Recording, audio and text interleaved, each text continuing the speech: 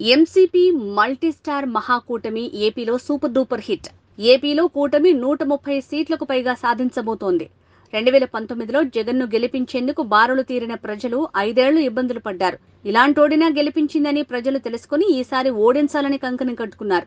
ఈ ఎన్నికల్లో జగన్ను ఓడించాలని ప్రజలు వివిధ ప్రాంతాల నుంచి లక్షల సంఖ్యలో తరలివచ్చారని టీడీపీ నేత బుద్ధా వెంకన్న అన్నారు.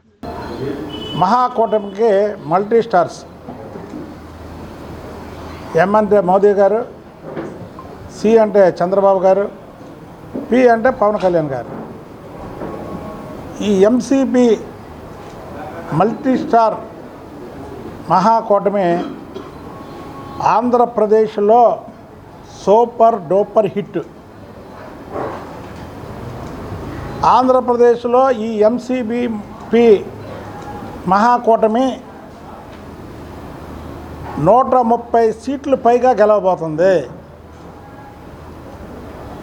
2014లో తెలుగుదేశం పార్టీ 104 సీట్లు వస్తే దాన్ని కూడా క్రాక్ చేయబోతుంది. దానికి ఉదాహరణకి 2019లో ఎలాగైతే జగన్మోహన్ రెడ్డిని గెలిపించడానికి బారులు తీరారో ఇలాంటి మనం గెలిపించామని 2024లో అర్ధరాత్రి వరకు బారులు తీరడమే కాకుండా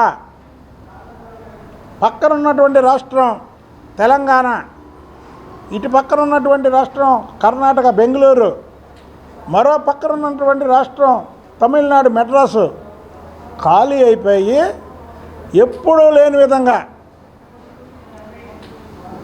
బస్సులు కూడా పెట్టడం జరిగింది ఆర్టీసీ. అంటే ఇదంతా కూడా జగన్మోహన్ రెడ్డి మీద ప్రజలకు ఉన్నటువంటి కక్ష,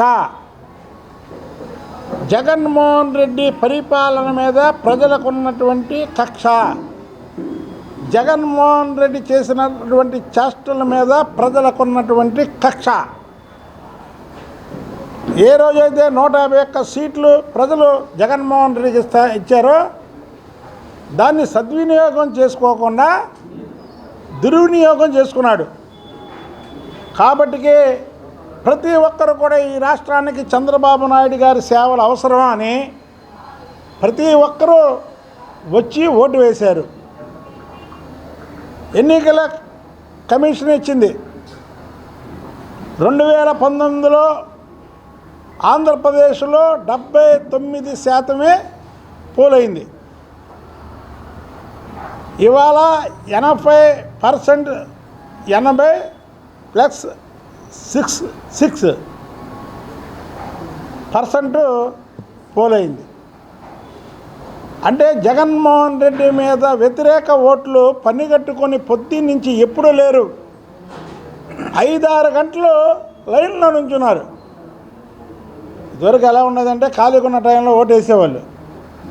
అరే 5-6 గంటల నుంచి ఉంటే జగన్మోహన్ రెడ్డి రాష్ట్రం నుంచి వెళ్ళిపోతాడే, ఈ 5-6 గంటలు మనం ఎందుకు కష్టపడకూడదు ఈ రాష్ట్రం గురించి, చంద్రబాబు నాయుడు గారు ఆ వయసులో కూడా ఈ రాష్ట్రం గురించి ఇంత కష్టపడుతున్నాడు, మనం ఒక్క 5 గంటలు కష్టపడకూడదా అని లైన్లో నుంచొని 5-6 గంటలు జగన్మోహన్ రెడ్డిని ఓడించారు.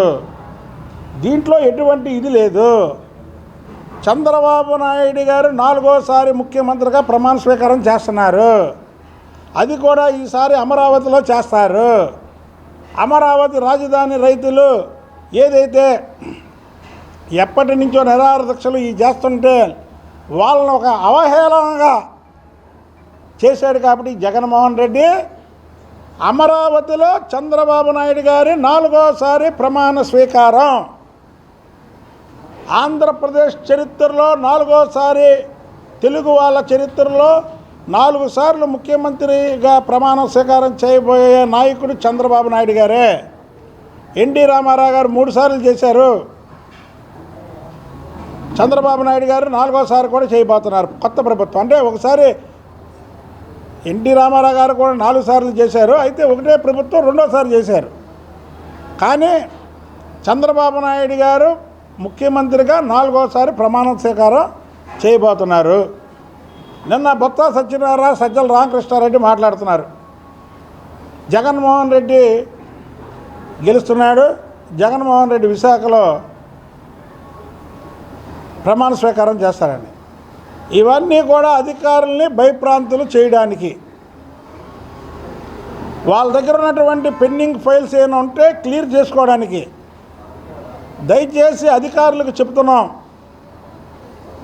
మీరు ఈ క్షణం నుంచి జగన్మోహన్ రెడ్డి అనే వ్యక్తి ముఖ్యమంత్రి కాదు, ఈ క్షణం నుంచే చంద్రబాబు నాయుడే ఈ రాష్ట్రానికి ముఖ్యమంత్రి అని ప్రజలు 13వ తారీఖున ఉదయం 6 గంటల నుంచి అర్ధరాత్రి 2 వరకు బారులలో ఉన్న ప్రతి ఒక్క మహిళ కూడా చంద్రబాబు నాయుడు గారు ముఖ్యమంత్రి కావాలని వేశారు.